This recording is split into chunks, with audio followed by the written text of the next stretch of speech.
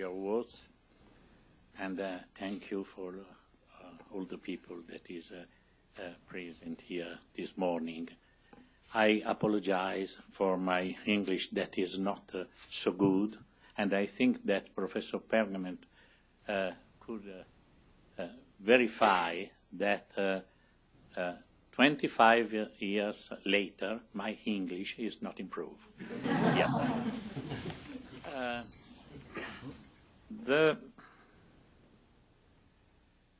Our experience about amniotic fluid stem cells is born through the collaborations of two centers in a place that is about 20 kilometers far from Milan, and is named Busto. So that from Busto to Boston now, these two laboratories are Laboratory Toma, that you can see on the right. Laboratory Toma is the biggest laboratory in Italy for genetic diagnosis, in particular prenatal genetic diagnosis, and perform about 25,000 diagnoses per year.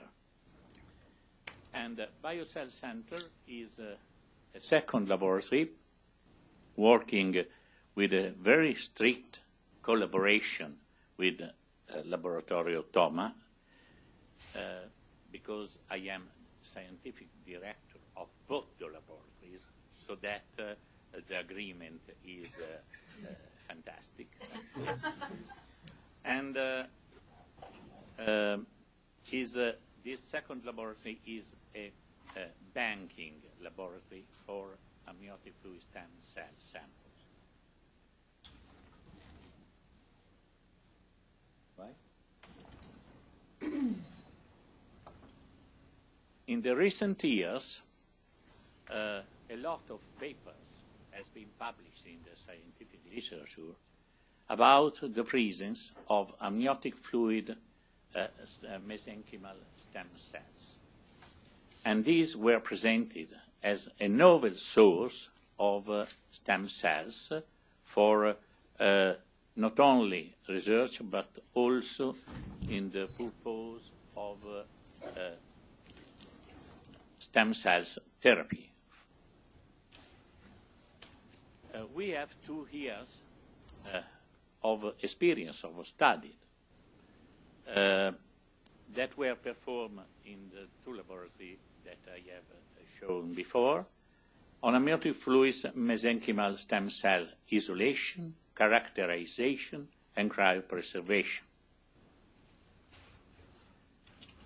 To explore the amniotic fluid mesenchymal cell characteristics and multilineage potential, we perform studies on native samples with an heterogeneous cell population that is normally present in amniotic fluid, and later with selective clones with homogeneous cell morphology, because you can remember that in amniotic fluid, when we put amniotic fluid in culture, we can have 3 different types of colonies, morphological, that are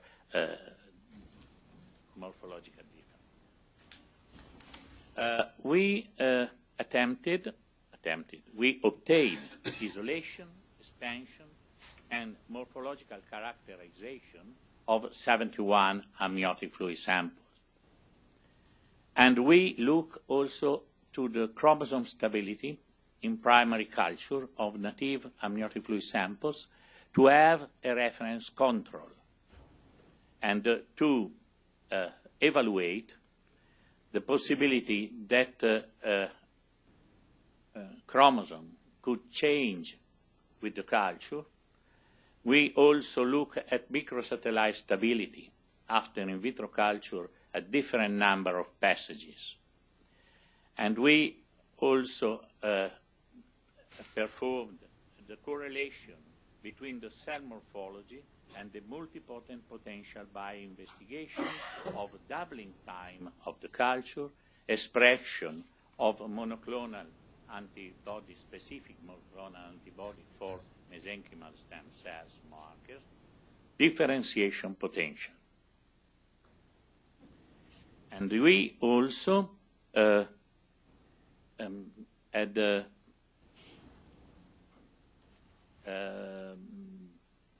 put again, after a long time of preservation of frozen cells, again in culture, to verify if this could affect some difference in our final results. And this was a study we performed on 80 samples. Amniotic fluid contains a great variety of cells from embryonic and extraembryonic origin from all three germ layers, presenting different morphology, growth, and biochemical characteristics. Viable cells may be classified into three groups: A-type epithelioid cells that are deriving generally from fetal skin and urogenital tract, F-type that are typical of amniotic fluid, and this could derive from amniotic membranes, placental trophoblast. About 70% of the colonies growing normally between 15 and 20 weeks of gestation are of this type. And fibroblast cell type that is derived from fetal fibrous connective tissue and dermal fibroblast, not always present in amniotic fluid samples and at early stage of gestation, but appearing in later weeks gestation. Multilineage differentiation potential similar to that of bone marrow mesenchymal stem cell.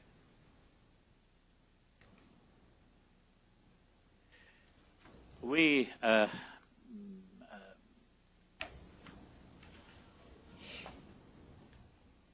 verify if there was a difference in the relative proportion of these types of cells between 16, 18, and over than 19 weeks of gestation, but substantially there are not differences, significant differences among the distribution in these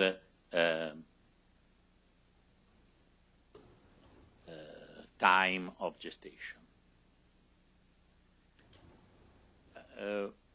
We expanded the samples to look for markers, and we found that were expressed the markers of mesenchymal cells by cytofluorimetric analysis, while were not expressed the markers of hematopoietic cells.